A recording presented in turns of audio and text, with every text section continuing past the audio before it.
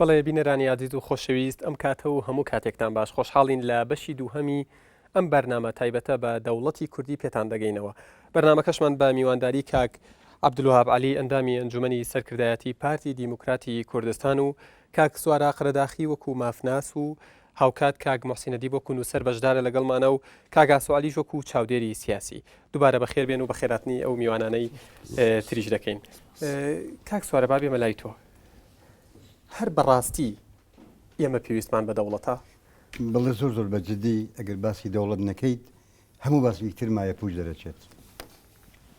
بەبێ باسکردنی دەوڵەت سیاست نامێنێت. بەرتێ لە سازش، پێ لە خۆژیان، پێ لە بەخۆ کوژدانی خەڵکی کوردستان ماندوو بوو لە شۆڕش، خەڵکی کوردستان ماندوو بوو لە شەڕ، خەڵکی کوردستان ماندوو بوو لە نەفال، لە جینۆساید. یادی کام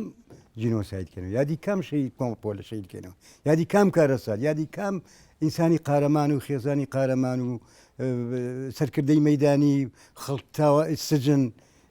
سەدان دەیان ئافرەت و ژنانی کوردستان یانی یادی کتاکەی. ئەمە توجارەتە بە کێشەی کوردستان کە تۆ باسی دەوڵەتی کوردی ناکەی. ئەمە ونکردنی خوێنی شەهیدانە. ئەمە لە بەردانی هەموو تاقی گەلی کوردستانە. هیچ میلەتی لە دنیا بەم شێوە تەعاملی نەکردووە، هەڵسوکەوتی نەکردووە بەبێ باسکردنی دەوڵەت. سیاست مایە پوچ و بێبناغا بەبێ باسکردنی دەوڵەت. بەڵام کاک سوارە هەزاران ساڵە کورد بوونی هەیە و ئەوە بوون نییە، ئەوە بوون نییە، وانە ئەوە بوونمانەوە نییە. خەڵکی کوردستان ئێستا و کۆیلە ئەژی دڵی بە هیچ شتێک خۆش نییە. تاکەی تۆ لە شۆڕش و لە شتا بیت، تاکەی تۆ دڵ لەسەر هین لێ بدات، تاکەی خاوەنی ماڵ بە کۆڵ بیت. وڵاتانی ئەوروپا وڵاتانی خاوەن دەوڵەت مشکی ئەو ناهینیان نییە، ینی زۆر بە سادەی و بەسیتی ئەژین. تۆ دەوڵەت ئەمن و ئیستقراری تاکەکانی کۆمەلگە دروست دەکات، عەدالەت و یاسا تەطبیقەکات. دەوڵەت هەموو ئەو غەڵەتانەی کە هەیە بەردەوام لە ناو داخلی مجتەمەعە بەرەو ئیسلاحات بەست ئەوەیە دەوڵەت لە هەر ڕەشامان پارێزێ، دەوڵەت لە هەموو شێگەت پارێزێ لە سەدا نەوەدی مشکلەکانی. بەڵام بەدەمی بەرپرسانی کورد بکەرەوە یەکسەر ئەڵێن نەخێر ئەو سەردەمە بەسەر چوو کە جارێکی تر کورد هەڕەشەی لەسەر بێت و کورد ئاوارە بێت و کیمیاباران وەنفال بکرێتەوە. قیادەی یا ئەوانەی کە سیاسەت دەکەن بەو شێوەیە تووشی دووشت بوون، هەنی پێم خۆشەوە جوڵان جۆرێک لە پێوتێ لە سیاسەتدا جالی سیاسی و جۆرەکەی پێوتی خیانەتی سیاسی. من یانی یەکێک لە هەر میلەتێکە کە باسی دەوڵەت نەکرێ بەڕاستی لەو دووشتە یا هەردووکی تێکەڵە یا یەکێ لەو دوانی تێکەڵە. کێن جاهیل و خاینەکان؟ جاهیل ئەوەیە کە تۆ لە سیاست نەزانرێت چییە، بنەماکانی علمی سیاسە وسوسی علمی سیاسە. سیاست بریتە لە بەرژەوەندی، بریتە لە مەسلحەتی گەلی کوردستان، بریتە لە شیعاتی، بریتە لە سۆزی پێبەخشیتەوە، بریتە لێوە یادی پێ بکەی، بریتە لێوە نییە کۆمەڵی سمبولی وهمی بۆ دروستکەی، بریتە لە دەوڵەت. دووهەم ینی ئەمە لەوەیە کە تۆ دایمە کێشەکانی خۆ دەخێتە بەردەمی خەڵک وڵی شتم بنێ. ئەمە حاڵەتێکی سایکۆلۆژی نەخۆشی قیادی کوردی داوای حقوق لە خەڵکەکە. یعنی تۆ حقەکانی خۆ دەدەی بە خەڵک توی و دەوڵەتانە دروست دەکەیتەوە. ئەتیحادی سۆڤێتی ڕووخا کەس نەچوون بۆ مۆسکۆ دروستی کاتەوە. باشە چێکۆسلۆڤاکیا خۆ دیموکراسی بۆ جیابەوە. ئێستا بەلچیکا لە هینی هەڵوەشانەوەیە. عێراق هیچ مقەدەساتێکی نییە. من هاوڕێی بەرەزم کاک موحسین لەم بەینا قسێکی زۆر جوانی کرد. عێراقەوە نایە مرۆڤ ئینسانی کورد خۆی تیا عیبارکە. عێراق پیرۆزی عێراقیەکان خۆیان بنی، من عێراقی نین، من عێراقی نیم. بەڵام کاگاسۆ لە قسەکانی بەڕوونی بمبورە کاک سوارە قباوە تەواوکەم. بەڵام کە تۆ داوای شل لە خەڵکی بەتەمای بتاتێ ئەوەش من بەتەمام خەڵک شتم بۆ بکە، ینی دوو منافیز دوو یاریزان کە ئەڕۆن ئەگە بەتەمان بێ برادەرەکەی جاجار بووە سێ ڕاکردنا، ئەمە شێتە خانەی جاهیلیەوە چکۆ ینی یەلیەتیەوە ئەو لەگەڵا منافیسە. سیاسیەکانی کوردەما من باسی خۆمەکەم ئەم قسەیەکەم. دووەم ئەگەر تۆ بەزەی بۆوا بێتەوە تۆ خۆت وچان بیت بڵێ قێنا باوە پێشکەوی، ئەمە چێتە خانی خیانەتەوە. یعنی تۆ نابێ فرسەت کە موحسین لە دەوری یەکەمان شتێک زۆر جوانی و سیاسەت بدێت لە بەکارهێنانی فرسەت. خۆ سیاست هینی مەنافیزی زۆرە، بەڵام کارنەکردنی لەسەر دەوڵەت هەموو ئەو شانە لێ تێکەدا. لەبەر ئەوە ئێستا ئەم بینەیکە هەیە ضرورە کە باەخ بە مۆزوع بدرێت، گەشەی پێ بدرێت و بتوانین ئەو هەڵەتانەی کە خۆمان کردومانە بەگشت و قیادەی سوارە. تۆ کاک موحسینیش وەکو ئاماژەت بە قسەیەکی کاک موحسیندا دەڵی کە عێراق ئەو شتە مهمە نییە کە ئێمە خۆمانی پێوە هەڵواسین. بەڵام کاگاسۆ ئاماژەی پێدا ئەگەر بێت و یا با بڵین تا ئێستاش حکوومەتی هەرێمی کوردستان بەو بودجەیە بەڕێواچێ کە لە عێراقەوە بۆیە نێدرێت پێش 2023 خەڵک پاری لە بەغاوە ناگرت من لە تۆ پرسم کێو پارانی بەڵام لە کولەمەرگی شەشیان چەندین ناخۆشی لە دەربە دەریاشی لە جینۆسایداشی چیت بۆ کراوە تۆ ئێستا ئەمەی کە هەیە هەمووی پێش ساڵی 2023 پێش 2023 تۆ ناتوانانی داوای دیموکراسی لە ئەمانی دەوروبەرت بکەیت ئەنی هەمار حاڵێکی سایکۆلۆژی نەخۆشە لە هەموو دنیا بەس کورد واسێتە دەکات کاگاسۆ ڕای تۆ لەسەر قسەکانی کاکسوارە من وا ئەبینم کە بیرکردنەوە لە دەوڵەتی کوردستان نەک دەوڵەتی کوردی بیرکردنەوەیکی ڕەوایە و بیرکردنەوەیکی زۆر پێویستیشە چونکە جاری پێشوشتم ئەگەر بۆ بە دیموکراسیبوونی عێراق زۆر دوورترە لە ئەگەر بۆ دروستکردنی دەوڵەتی کوردستانی تۆ لە یەکدانەوەکان تا بێ بکەیت چونکە دەوڵەتیش بۆ خۆی ئامانج نییە و پیرۆزیەکی نییە ئەگەر بۆ خزمەتکردنی مرۆڤ نەبێ لە کام چوارچێوە سیاسی و قوارە سیاسیە مرۆڤ بەختەوەرتر بێ ئاسوودەتر بێ کەرامەتی پارێزراوتر بێ ئەو چوارچێوەی سروشتیە بۆ ئەو پەسەندە ئەگەرم چوارچێوەی عێراقی دیموکراتی بێ بەڕاستی ئەمە پیرۆسرە لەوەی دەوڵەتێکی کوردستانی بێتایە کەرامەتی پێشل بکرێت و بە کولەمەرگی و دەوڵەتێکی فاشل بێ بەڵام وەکوتم ئەم ئەگەریان هاتنەدی لە پێشتر لەو ئەگەریتریان بۆیە ئەبێت استراتیژەکە بۆ ئاڕاستەیە بشکێنێتەوە ئەوەش بۆ ئەکرێت کە لە مناقشی پێشاوتمان پایەکان بەهێز بکرێت ئێمە بە ئابوووریەکی فشۆڵی ئیسیهلاکی چاو لە بەغاوە ناتوانین ئەوە بکەین بە هێزێکی چەکداری حیزبی و شخصیەوە ناتوانین ئەوە بکەین کە عقیدەی نیشتیمانی هەیە نە پسپۆری میهەنی هەیە بە ئیدارەیەکی و دەستگاکی بیرۆکراسی تەمەڵی قەبەی نەهاوچەرخەوە ناتوانین ئەوە بکەین بەڵام هەر ئەمانە هۆکاریەوە نین کە بەرپرسانی کوردستان و قیادیەکانی کوردستان تا ئێستا بیریان لە بڵین پرۆژەیەکی گرنگی وەکو دەوڵەت بوون و دەوڵەتداری نەکردوتەوە هەروانەی خۆت ئاماژە بەڵام بەرهەمی ئەوانە ینی ئەمان کوردستان هێزی پێشمەرگەی کوردستان چێڕی لێگرتووە بکرێ بە هێزێکی نیشتیمانی پسپۆری تۆکمی خاوەن عەقیدەی نیشتیمانی چێڕی لەوە گرتووە دام دەستگاکانی بیرۆکراسی و کارگەڕی لە کوردستان بکەوێت بە دام دەستگایەکی پوختی گورجوگۆڵی چوست و چالاک و هاوچەرخ و ئەوەی پیاڵن ئەلکترۆنی کێڕی لێگرتون ئابووری کوردستان لە ئابووریەکی مشەخۆری معاش بەخشینەوە بکرێت بە ئابووریە کە بەڕاستی ئابووری بازاڕی ئازاد بێت و خەڵک بە لێهاتووی و داهێنانەکانی خۆی خزمەتی وڵات بکات و خۆشی بەرەو پێشەوە بچێ بەڵێ خۆیان نایکەن ئەم وڵاتیان بە سادەترین شێوە ئیدارە داوە کە پارە لە بەغا بێنە بە دەست و پیۆنە دابەشی کە کێ ملکەستە زیاتری بەرێ کێ ملکەس نییە کەمتری بەرێ ئەمە فاشلترین شێوازی بەڕێوەبردنە لە دنیادا دەستە خۆش بێ کاگە عەبدولوهاب کاگاسۆ ئەڵێت ئەمە فاشلترین سیستمی بەڕێوەبردنە لەلایەن دەسەڵاتدارانی هەرێمەوە و بە گەربەوردی و بە دیاریکراوی قسە بکەین یەکێتی نیشتیمانی کوردستان و پارتی دیموکراتی کوردستانن لەم هەرێمە دەسەڵاتدارن و لە بەغداش پشکی شێریان بەرکەوتووە تۆ ڕاچێ لەسەر ئەم قسانە من هەمێ بەڵام کوردانە بەڵام قسە زۆر ئاسانیستان خەڵک هەموو کەسێ پێوێرێ قسە بکە بەڕاستی هەنی من پێم وایە کە لە بەرنامەی شووا دانیشین بۆ گفتوگۆ و دیالۆگ بۆ دروستکردنی ڕێڵ و کەناڵ و بیر و ڕاگۆڕینەوە ئێستا نەبێ بۆ نیاتە بێت هەموو لەو حاکە تابلۆکە هەردوو دی نەبینە بە لێ دیۆشی بینێ ئەوەی کە هەموو ڕەفسکات گەر بۆ نوعا کاک مەحسین و کاک ئاسۆ باسێکرد کە هەموو تابلۆکە ڕەفسکەیکەوە هیچ نەکراوە هیچ هەمووی ڕەشە ینی ئەو ڕەشەکان بینی دیویت هیچ گەشتبینێکی تە نەبینی بە قەنەعەتم نە دیالۆگواکردن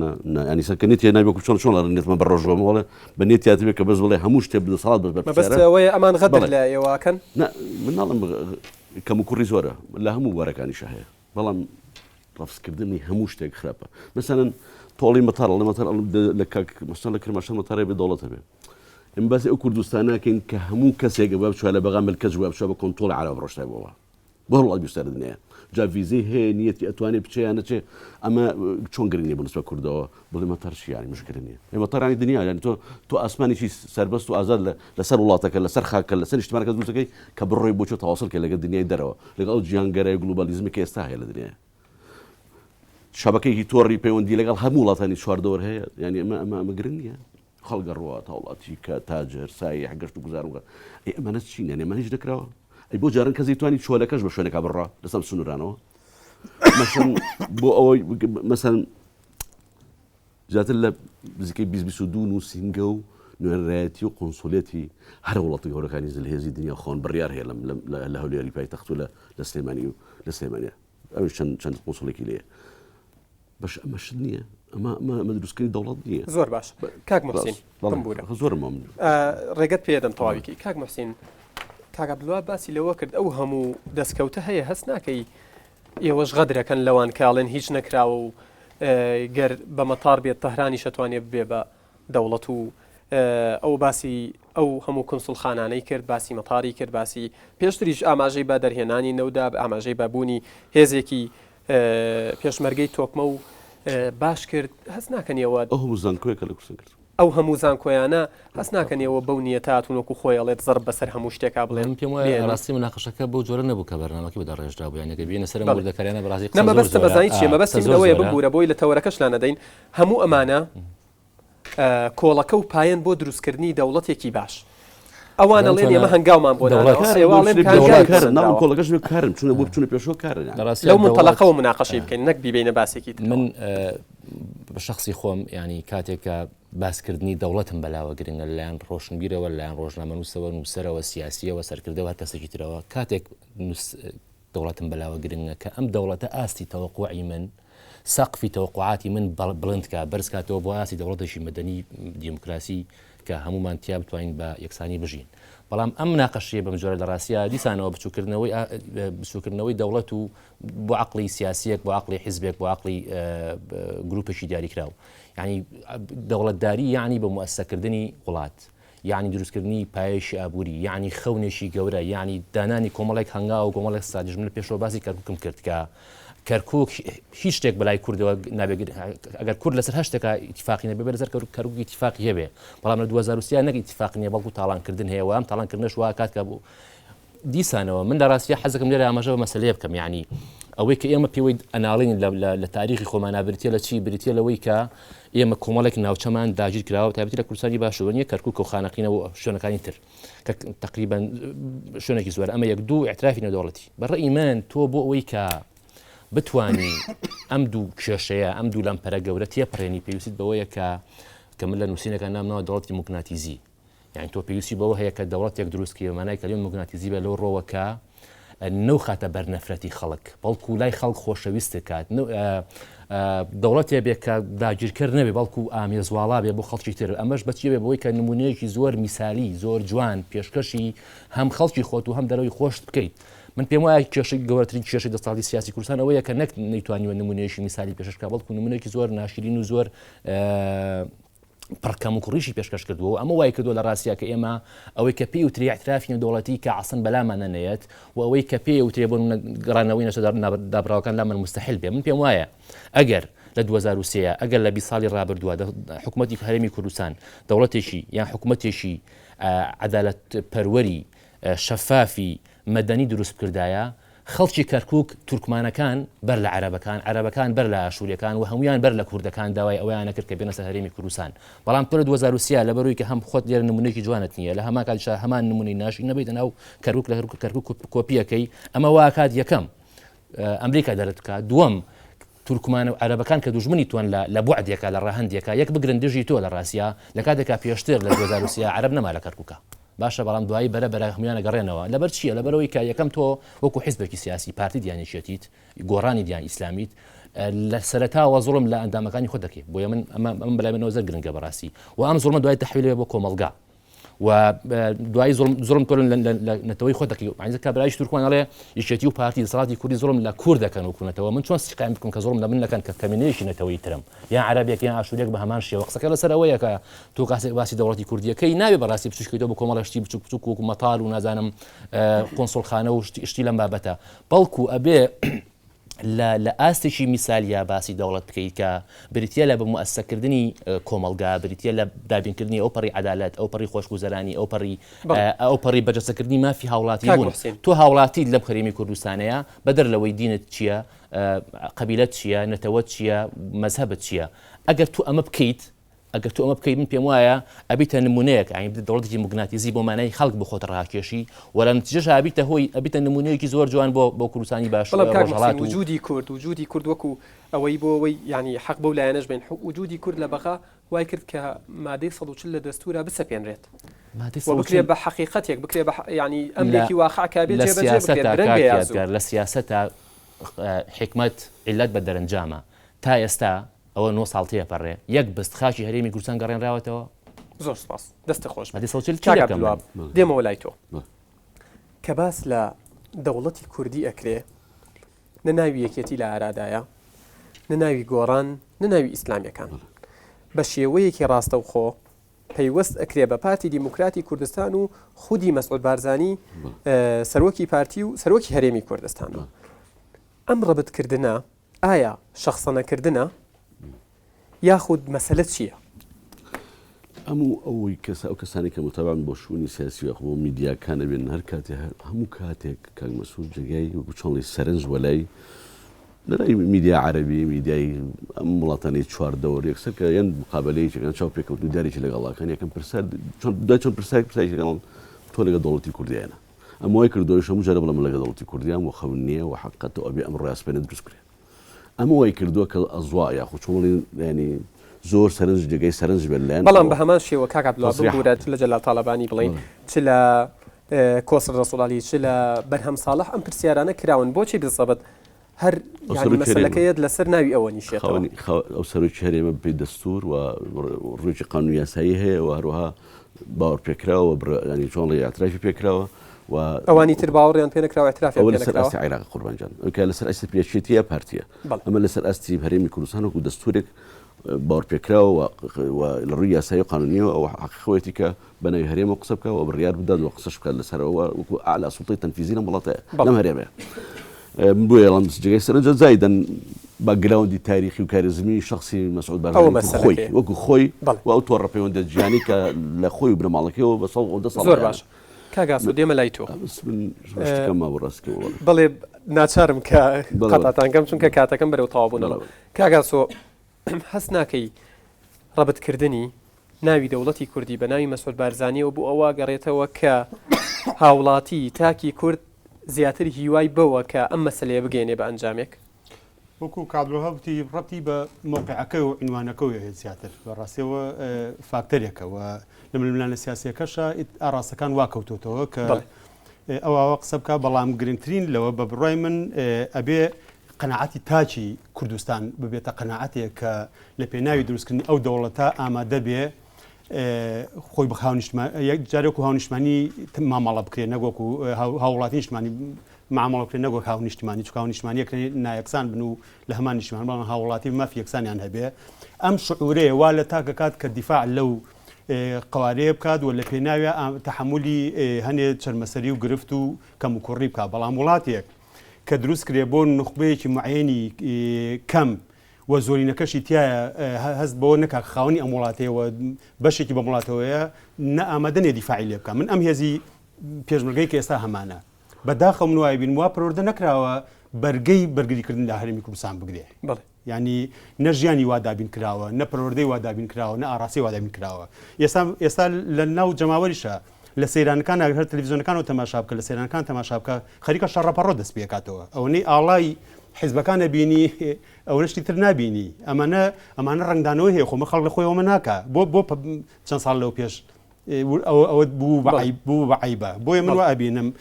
هەڵی زۆرمان کردووە کەم کوڕی زۆر کراوە نابێ بەڕژبین شۆ تەماشا بکەین من لەگەڵ ئەو ڕۆینانی بڵێ هیچ نەکراوە بەڵام بەلایەنی کەمیش نەکراوە نەک بەلایەنی پێویست بەلای بە حەدی ئەدناش نەکراوە زۆر باشە دەست بمبوری من لەگەڵ ئەوام کە ئەو پرۆژە چاکساسی کە ئێستا لە سەرۆکاتی هەرێمەوە دەرچووە بە هەموو کەم و کوڕەکانیەوە پشتگیری لێ بکرێ و ئەو دانپێدانانەی کە لەو راپۆرتا دراوە بکرێتە بناغەیەک بۆ دروستکردنی زمینەیەکی لەبار لە هەرێمی کوردستانە ئەو ساکار بۆ ئەوانی تر بکرێ و مادەی 130 باسکرا بمبوری ئەگەر بە یەک دەرباسی بکەم مادەی 140 کڵاوێکە کراوەتە سەر کورد یعنی لە جیاتی ئەوەی ئێمە پێداگیر لەسەر مادەی 140 بکەین بڵین تێپەڕیوە و هەرێمی کوردستان تا ئەوەیە ئەوان ئەڵێن مادەگەی بەسەرچوە عینی ئەوەی قەرزە لایەکێ بێ لە کاتی خۆیان نەداتەوە بڵێ مادەم لە کاتی خۆیان نەماویدەتەوە تر و قەرزەکەی تۆ فەوتە بەڵێ ئەو باسە جەدەلێکی زۆر لەگرێەوە چۆتە سەر سەرکردایەتی کورد و پێداگیر لەسەرەوەکە نەخێرنەوە دەستوریە و بەسەر نەچووە لە کاتێکە حەقێمە پێداگیر لەسەرەوەکەین کەریم کوردستان کاک سوارە دێمە لای تۆ شاعیرێکی فەڵەستینی بەناوبانگ گەڵێت دەوڵەتم ئەوێت زیندانی هەبێت زیندانم بکات مافم پێشێل بکات گرنگ نییە گرنگ ئەوەیە دەوڵەتم هەبێت تۆ لە قسەکان تا دەرەکەوێت لایەنگیرێکی تاسەر ئێسقانی دەوڵەتی کوردی پێت وایە هەموو مافەکان هەموو پرۆژەکان بکرێت بە قوربانی پرۆژەی دەوڵەتی کوردی شتێکی معقول و ڕەوابێت چی بکرێتە قوربانی دەوڵەت چی بکرێت ئەوە چییە کە بکرێتە قوربانی دەوڵەتی کوردی چی هەیە کە بە دەوڵەتی ئەو مەسەلانەی خۆت لە سەرەتا ئاماژەت پێکرد ئەو هەموو کەم و کورتی و گەندەڵیانی کە لەناو هەرێمی کوردستان بوونی هەیە ئێستا من ئەڵێم من لەگەڵ ئەو شعرە کەسەوە قبول ناکە کە دەوڵەتێکی نیشتمانی نەتەوەیەتی دەبێ بێتە زندان فەلەستینیەک لەوە ئازارە باسەکە کە نیەتی ئەوە ئەهمیەتی دەوڵەت تێگەشتووە تۆ دەکرێت بەسکێت تێر و بەسە برسیبی سلێمانی هەولێرە دووەک هایلایی ڕەنگە با بڵین ئەژین ئەی مەتەقانی تر ئەی باشە ئیسلێمان هەولێرەش تاکەی تا حکومەت عێراق بێزی بێتەوە سوپا ملیۆنەکەی دروستکاتەوە زۆر باش گەر وەڵامم بیتەوە من مەبەستی من ئەوەیە باشتر وانە کە دەوڵەتمان نەبێت لەوەی دەوڵەتێکی دیکتاتۆر و دەوڵەتێکی سەرکوتکارمان هەبێت تۆ بێڵە باقسەکە من جوابەکە بمەوە بڵێ تۆ کە دەوڵەت ناوی دەوڵەتی کوردی دەوڵەتێکی تر حکومتەکە ئەوە نیت تۆ کە دەوڵەتی کوردی ڕەبزەکەی لە بچیتە سنووری دەرەوەی دەوڵەتەکان یعنی تۆ دەوڵەتێکی کوردی هەبێت یا دەوڵەتێکی غێر کوردی دەبێت یعنی تۆ کە دەوڵەتی کوردی ڕەبزەکەی دەوڵەتێکی تر قبول کردووە لە منطقێکەیە هەتا شوبە قانونیە فقهیە تۆگە بەم ڕێگەیە ناڕووی بەڕێکی تراڕووی بەڵام ئەو دەوڵەتێکی دیموکراتی و کورتایە بەشە لە دیموکراتیکەش بۆ تۆ ناگونجێ مە دەکرێت باسی سەر دیموکراسیت کەن دیموکراسیت بریتێ لە ڕێی ئەقلی ئۆکسەریت تۆ لەم وڵاتانە دایمە ئەقلیت تۆ ناتوانانی پەرلەمانی عێراقی ئیجبارکەی کە دەنگ بە قازانجی تۆ بدا ینی تۆ بەوە زەرمەندی ینی دیموکراسیت مەسئلەی دەوڵەتی نەتەوەیە بۆ ئەفرادەکانی ئەم دەوڵەتە عێراق لە دنیا باشە نمونە بینەوە چیکۆسۆڤاکیە بۆ هەڵوەشە خۆ دیموکراسی بوو ینی چی ئەڵێتی حالی سۆڤێتی دیموکراسی نەبوو ئەی بۆ هەڵوەشاو یەکیشان نەگرێت ئەو چیکۆسلۆڤاکیا ینی من نازانم هی جەنابەت هی خۆتە یا ڕائە ینی دەوڵەتی کوردی کاک سوارە هەرێمی کوردستان ئێستا هەرێمە ئەو حکومە ذاتی ئۆتۆنۆمیە کارتۆنی جاران نییە ئێستا هەرێمی کوردستان قوارەیە کە ینی ڕای دەبینین ینی تۆ گە باسی دەوڵەتی کوردی بکەی ئەمە نابێ باسیکەی نابێ گەشە بکە نابێت منوان نەوتووە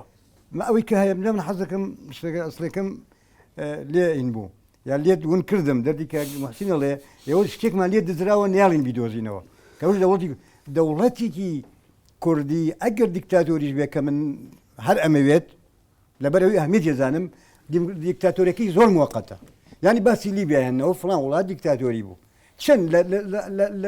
لە ڕاپەرین یەکە چەند تەسحەیە ژمارەکەم پێ بڵێ حەزەکەم یەکێکدان ژمارەیەکم پێ بڵێ کام دەوڵەت دیکتاتۆری ژماری تەسحەکانی چەند بووکە گۆڕا تەسحەیە توزانی لەکەیوە سێ دانە ملیۆنی کوردی عێراق پەوداوە